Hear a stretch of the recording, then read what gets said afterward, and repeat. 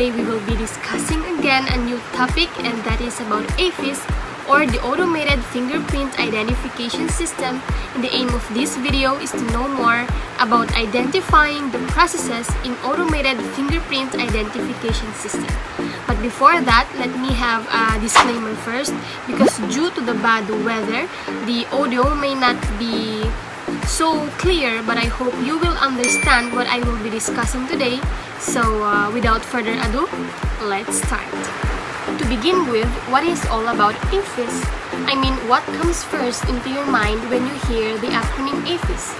Well, AFIS stands for Automated Fingerprint Identification System, and this is a biometric identification methodology that obtains, stores, and analyzes fingerprint data utilizing digital imaging technology. So, the Automated Fingerprint Identification System is a computer system that searches a 10-print database for latent fingerprints, a searchable database for fingerprint and palm print information that can be used to confirm the identities of system users or criminals, as well as to related unsolved crimes. So, the Automated Fingerprint Identification System are primarily used by the law enforcement agencies for criminal identification purposes, the most important of which is the identification of a person suspected of committing a crime or linking a suspect to unsolved crimes. Therefore, in other words, AFIS, or the Automated Fingerprint Identification System, is a computerized system for sorting, comparing, and transferring digital fingerprint data.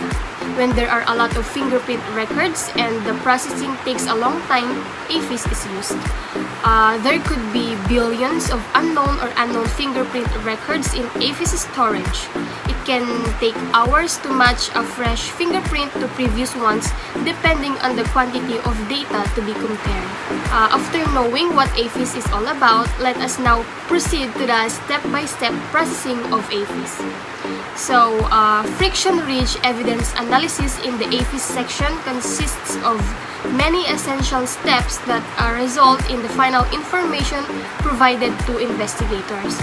But the first step in the process is an analysis of the evidence to determine if the prints on it have sufficient clarity and meet the criteria for an AFIS search.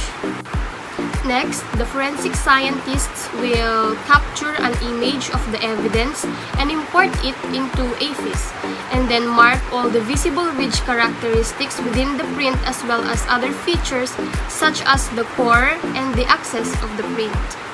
After the search is submitted, AFIS uses complex algorithms that enable the system to find the closest matching known prints among the millions that the database contains. Once the candidate list is received, the scientist visually compares the unknown impression to the known prints that AFIS has presented to determine if one of the candidates is a match. If no candidate is determined to be the source of the unknown print, then it is registered in the unsolved latent database, where it is continuously searched against incoming, arrest, or applicant prints.